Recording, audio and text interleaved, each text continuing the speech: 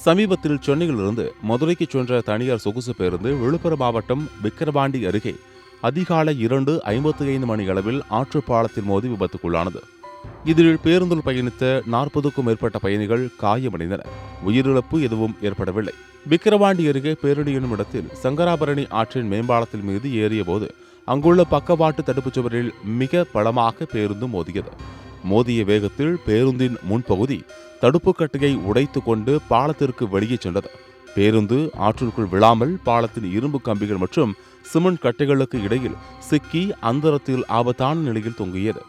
இதனால் பேருந்தின் உள்ளே இருந்த பயணிகள் ஆற்றுக்குள் பேருந்து விழுந்து விடுமோ என்ற அச்சத்தில் உறைந்தனர்.